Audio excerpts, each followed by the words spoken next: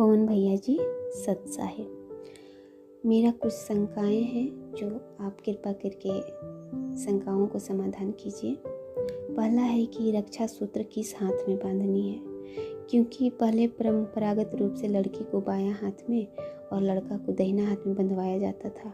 इसमें गुरु जी का क्या आदेश है। दूसरा है कि घर में शादी है और सभी अनुपदेशी हैं, तो क्या कपड़ा खरीदने में हम सहयोग दे सकते हैं।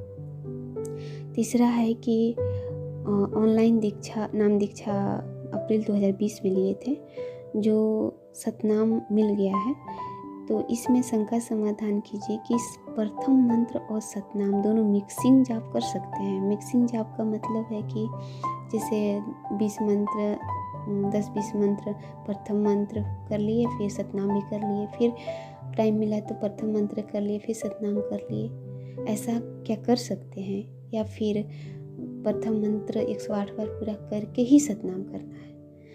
और चौथा है कि क्या जीन्स पहन सकते हैं। और पांचवा है कि सतनाम जो है, सतनाम का जो नियम मर्यादा है वो मेरे पास नहीं है, तो उसका नियम मर्यादा मुझे चाहिए। सत साहिब। बंदी छोड़ सतगुरु रामपाल जी महाराज जी की जय हो। सतसाई बहन, आप जी का प्रथम सवाल है कि परम पूज्य सतगुरु रामपाल जी महाराज जी से नाम दीक्षा लेते समय हमें जो एक लाल कलर का धागा मिलता है, जिसको हाथ की कलाई पे बांधा जाता है, और वर्तमान में समाज में जो प्रथा है उसके हिसाब से औरतें उसको दाएं हाथ पे बांधती हैं, पुरुष उसको बाएं हाथ पे बांधते हैं। तो क्या ऐसी कोई प्रथा सतगुरु रामपाल जी महाराज जी की भक्ति में भी है? क्या ऐसा कोई नियम है? तो बहन दास तो यही कहेगा कि ये पूर्ण परमेश्वर की सत भक्ति है, और सत भक्ति में आडंबर और पाखंड के लिए, कुरीतियों के लिए, प्रथाओं के लिए, परंपराओं के लिए लेस मात्र भी जगह नहीं है। तो ये आपकी अपनी इच्छा, आपकी अपनी मर्जी के ऊपर निर्भर करता है कि आप परमेश्वर के रक्षा सूत्र को कौन से हाथ में बांधना चाहती हैं। दूसरा आप जी का सवाल है कि मेरे परिवार में मैं अकेली उपदेशी हूँ और परिवार में शादी है, तो क्या मैं उनके साथ में शॉपिंग करने जा सकती हूँ, सामान वगैरह खरीदने के लिए उनके साथ जा सकती हूँ। यदि मैं उनके साथ गई तो मेरी किसी मर्यादा का हनन तो नहीं होगा, मेरे को कोई दोष तो नहीं लगेगा। देखिए बहन, जहाँ तक दास का आइडिया है, आप उस परिवार की बहू हैं और आप अकेली उपदेशी हैं, तो बहन ऐसी स्थिति में आप उनके साथ में जा सकती हैं। मार्केट में, बाजार में कोई भी चीज़ खरीदने के लिए, शॉपिंग के लिए आप जी अपनी सास के साथ में, अपने पति के साथ में, ननद के साथ में, देवरानी जेठानी के साथ में आप जी जा सकती हैं। जाने में किसी प्रकार का कोई दोष नहीं है, लेकिन ध्यान इतना रखना कि वो दुल्हा या दुल्हन के लिए जो भी ड्रेस खरीदें, जो भी वो लोग ज्वेलरी खरीदें, आप उसमें अपनी सहमति मत देना। आप अपनी इच्छा मत बताना कि जी ये वाला अच्छा नहीं है, ये वाला ले लो। नहीं जी, ये लहंगा सस्ता है, अच्छा भी नहीं लग रहा, इसका कलर भी ठीक नहीं है, वो लो जिसपे लाल कलर की देखो कैसा कैसा सुंदर सुंदर चित्र बने हुए हैं। इस तरीके से आपने अपनी चॉइस नहीं बतानी है। जैसा उनको अच्छा लगे वो अपना खरीदे, और आपसे यदि वो पूछें कि बेटा ये कैसा है, तो आप उनको यही कहते हुए उनको बोल दो कि माता जी आपको पसंद आ गया, आपने देख लिया, और क्या अच्छा होगा, ठीक है, बहुत अच्छा है माता जी, कोई दिक्कत नहीं। इस तरीके से आप जी यदि आपसे पूछें तो आपने केवल इसी तरीके से उनका सहयोग करना है। तीसरी आपकी शंका है कि भगत जी मैंने प्रथम नाम लिया, फिर मुझे सतनाम मिला, दोनों मंत्र में जाप करती हूँ, तो मेरी शंका ये है कि मैं दोनों मंत्रों का मिक्सिंग जाप कर सकती हूँ या नहीं। मिक्सिंग का मतलब होता है कि क्या मुझे प्रथम नाम को पहले जाप करना पड़ेगा पूरी 108 माला, या फिर मैं बीच बीच में सतनाम भी जाप कर सकती हूँ।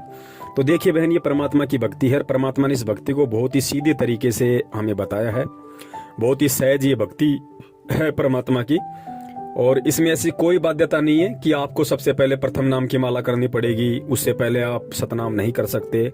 ऐसा कुछ नहीं है। परमेश्वर ने कहा यदि रात को 2 बजे भी आपकी आंख खुल जाती है और आपकी मंत्र करने की इच्छा हो, तो आप कोई भी मंत्र जो आपकी जुबान पे आ जाए उसी को आप कर सकती हैं। उसी का सुमरण, जैसी विधि परमात्मा ने बताई है उस विधि से आप जी उसका सुमरण कर सकती हैं। मान लीजिए आप सुबह उठते ही आपने सतनाम के 4 मंत्र कर दिए, उसके बाद आपको कोई काम याद आ गया, आप अपनी रसोई में चली गई, वहां मान लीजिए आपको प्रथम मंत्र की आपको याद आ गई, आप जितने मर्जी 2, 4, 5, 10 जितने मंत्र कर सकती हो आप प्रथम मंत्र के कर लीजिए। फिर मान लीजिए आपका ध्यान हट गया, फिर आपको 2 मिनट बाद में सतनाम याद आ गया, आप सतनाम के सुमरन कर लीजिए, 2 4 5 10 जितना भी आप करना चाहो। ऐसी कोई बाध्यता इस भक्ति मार्ग में नहीं है, बहुत ही सहज मार्ग है, बस मंत्र होने चाहिए हमारे, ये गुरुदेव ने बताया। तीसरा आपका सवाल है कि भगत जी क्या हम जीन्स वगैरह पहन सकते हैं? तो बहन देखिए, जीन्स को लेकर आजकल सतलोक आश्रम मैनेजमेंट हरियाणा की तरफ से भी एक पीला पर्चा आया हुआ है और संगत में से काफी भगत भाई बहनों ने अपनी अपनी प्रतिक्रिया भी दी है। कुछ ने सही बताया, कुछ ने उसको गलत बताया।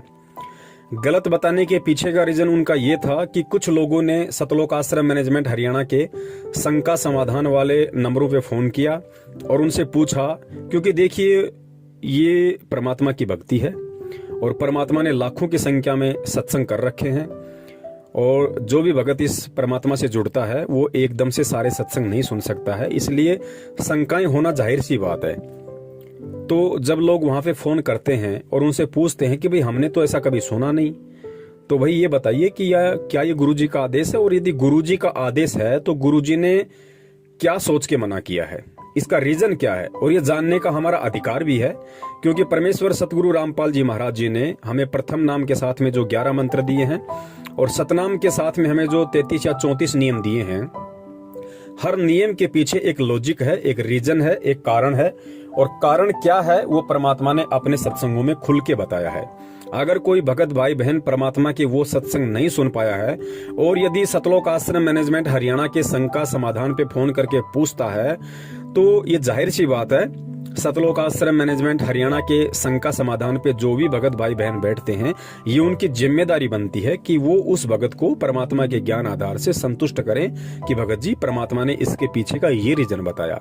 लेकिन जो ऑडियो दास ने सुनी है, उन ऑडियो में केवल उन लोगों ने यही कहा कि भाई गुरु जी का आदेश है, मानना है तो मानो, नहीं मानना तो नहीं मानो। तो भाई ऐसे बात नहीं बनती है।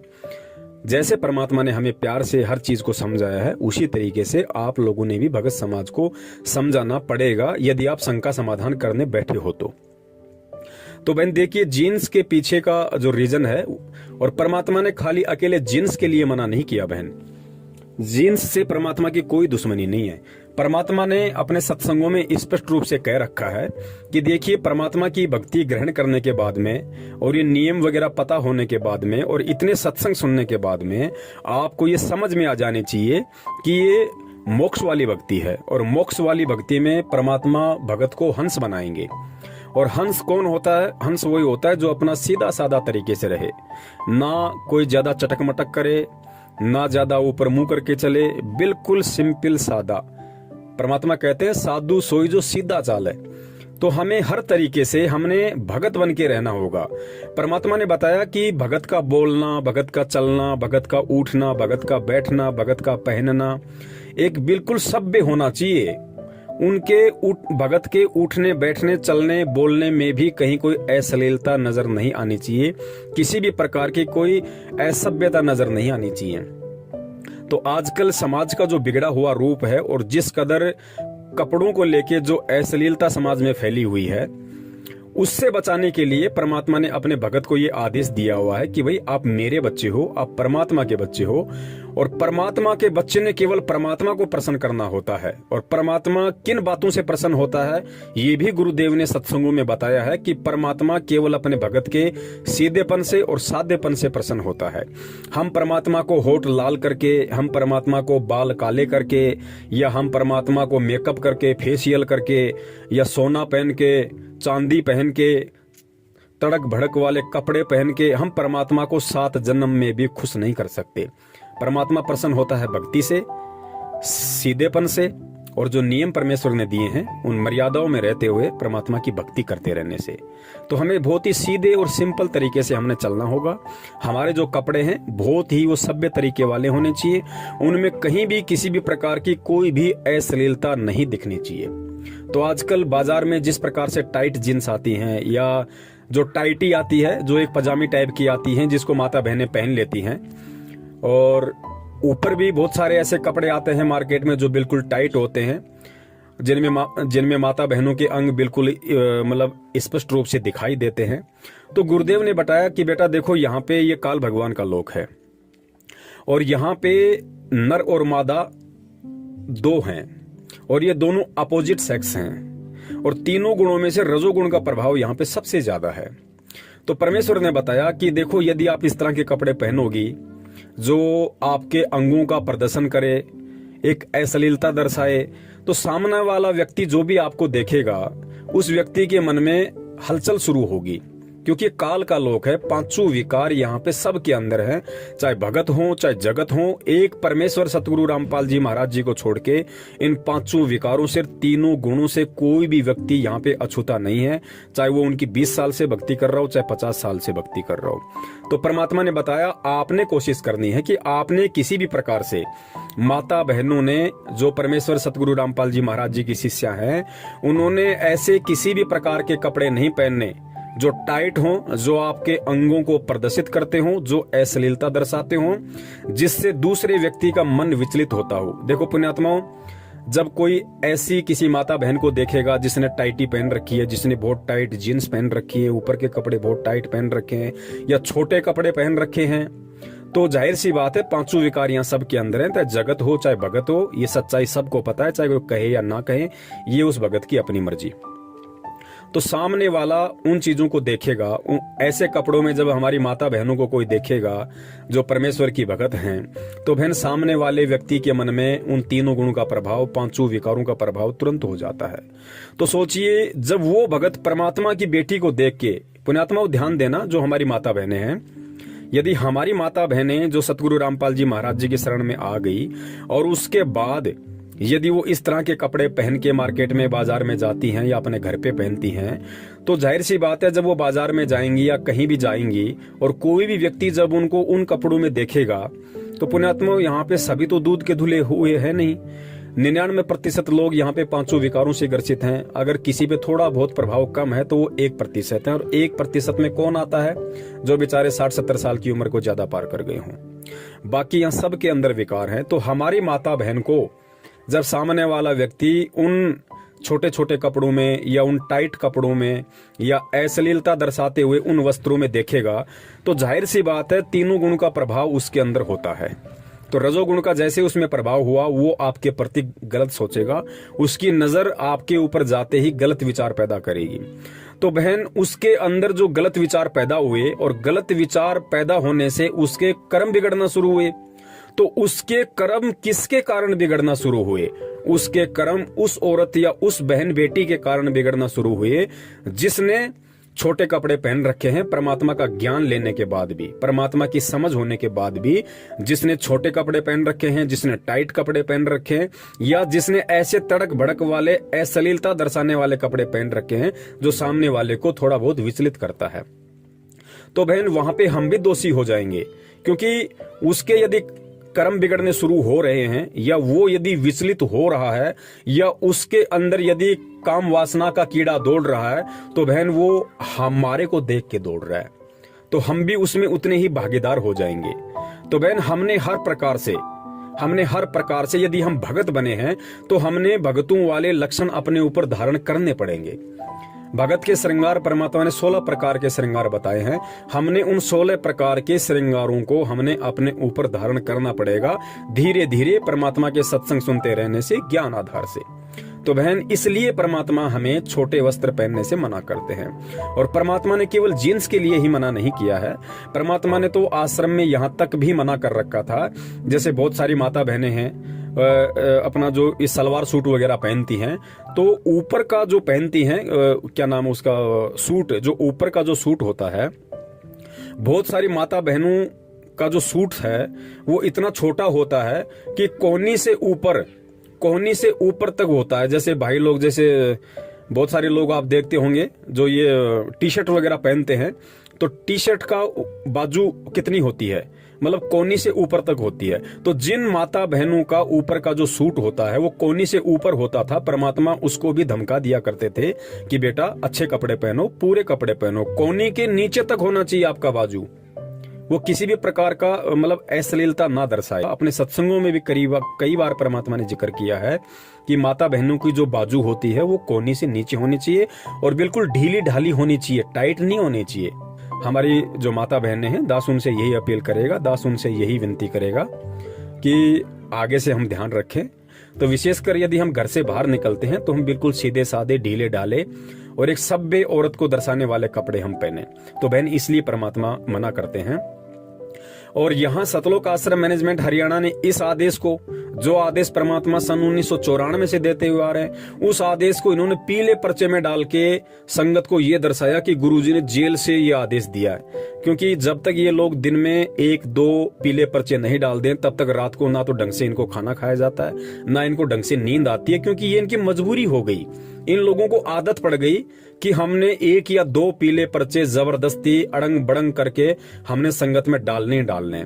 तो इन्होंने ऐसा आदेश पारित करके भेजा है, गुरुजी का आदेश आया है, माता बहनों ने टाइट जींस नहीं पहननी है। अरे भैया, परमात्मा का क्या आदेश आया है? परमात्मा तो सन 1994 से आदेश दे रहे हैं, अपने हर सत्संग में आदेश दे रहे हैं। क्या परमात्मा जेल से जाके अब ये आदेश देंगे?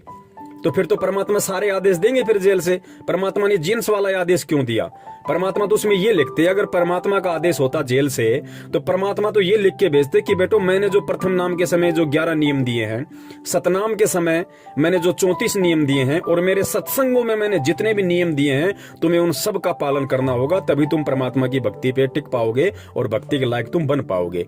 परमात्मा एक स्पेशल आदेश क्यों देंगे भाई कि टाइट जींस नहीं पहननी है, खुली खुली जींस पहन सकते हो?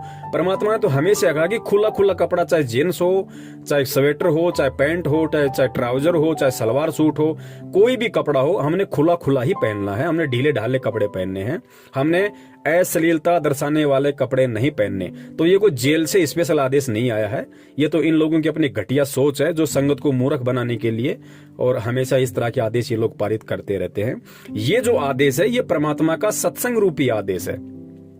तो पुण्यात्माओं, ध्यान रखना, हमने आदेशों का गुलाम नहीं बनना। इस भक्ति मार्ग में जो भी व्यक्ति आदेशों का गुलाम बन के रहेगा वो व्यक्ति कभी भी इस भक्ति मार्ग पे सफल नहीं हो पाएगा। हमने परमात्मा के सत्संग रूपी आदेशों का गुलाम बनना है, क्योंकि सत्संग यहाँ पे सदा रहेंगे।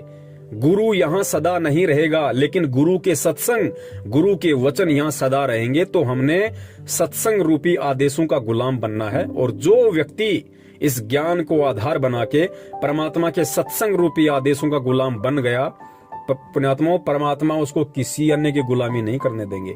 वो कभी भ्रमित नहीं हो सकता, कभी भी शंकाओं में नहीं आ सकता वो व्यक्ति, क्योंकि सत्संग ही इस भक्ति मार्ग की नींव है। और जिसकी नींव ही मजबूत है तो नींव के ऊपर भाई फिर चाहे भक्ति रूपी मकान चाहे कितना बड़ा बनाओ, कहीं कोई दिक्कत, कहीं कोई दबाव नहीं आना।